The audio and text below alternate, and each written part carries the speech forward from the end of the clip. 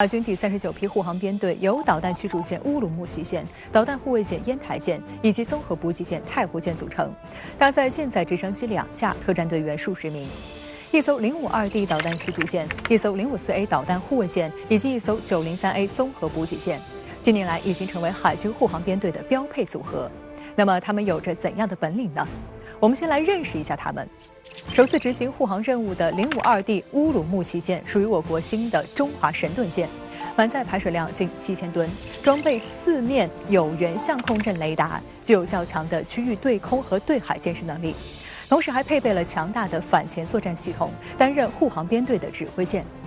它最核心的火力是装备有64个单元垂发系统，可以发射多种型号的防空、反舰、反潜导弹。此外，还有一门130毫米舰炮，一座1130信防炮。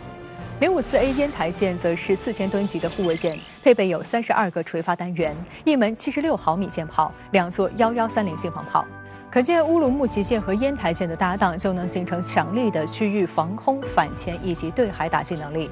不过，作为一支海上护航力量，面对的往往是一些武装船只和快艇，这种情况相当于较低烈度的对抗。一些海上攻防的杀手锏是不会轻易动用的，主要由主炮、近防炮以及舰载直升机等火力进行护航。1月6号至7号，海军第39批护航编队就在任务间隙组织开展了连续48小时的针对性训练，在亚丁湾上画出新年度向战而行的深蓝航迹。在主副炮射击演练中，急促的战斗警报骤然响起，编队立刻进行队形变换。舰艇高速机动，占领有利阵位。乌鲁木齐舰作战室内，各站位综合运用雷达、光电设备，牢牢锁定目标。经判别，目标性质为来袭武装船只。随着开火，一声令下，乌鲁木齐舰率先出击。烟台舰组织来袭船只被精准击沉，海面目标被摧毁，又发现空中目标接近。乌鲁木齐舰和太湖舰副炮开火齐射，成功将来袭空中目标击落。随后，编队又发出1级反海盗部署命令。1级反海盗部署解救遭不明武装分子劫持的商船，驱赶海盗逼近商船，是护航编队经常演练的科目。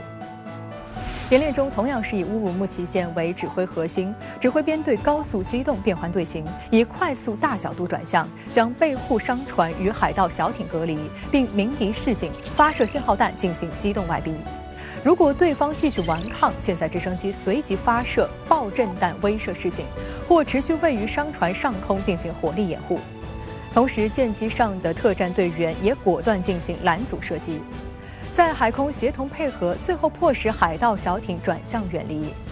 此外，编队还进行了轻武器射击、舰机联合搜救、海上救生、灯光通信、临检拿捕、航行补给等多个针对性科目演练。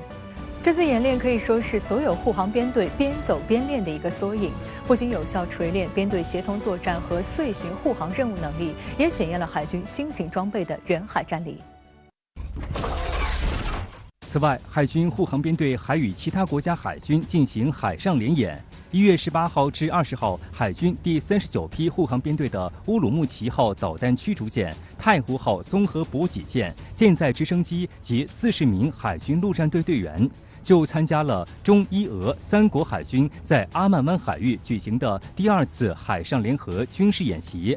此次海上联演是中国、伊朗和俄罗斯继2019年首次举行海上联演之后的再度合作。3国海军以舰艇编队联合维护航运及海上经济活动安全为课题，主要演练编队运动、舰炮射击、通信操演和反海盗等科目，展示了3方共同维护海上安全、积极构建海洋命运共同体的良好意愿与能力，为地区和平稳定注入正能量。护航和平不停步。1月15号，中国海军第40批护航编队从广东湛江某军港截拦起航，奔赴亚丁湾索马里海域，接替第39批护航编队执行护航任务。这批护航编队由导弹驱逐舰呼和浩特舰、导弹护卫舰岳阳舰和综合补给舰落马湖舰组成，携舰载直升机2架，特战队员数十名，任务官兵共700余人。除了海军护航编队，日前中国蓝盔多支部队相继完成新年度首次任务。第8批赴南苏丹朱巴维和步兵营组织全要素综合防卫演练，并顺利完成了一次短途巡逻任务。第20批赴黎巴嫩维和建筑工兵分队完成尼泊尔营区安全屏障施工任务。第9批赴马里维和工兵分队展开综合防卫演练。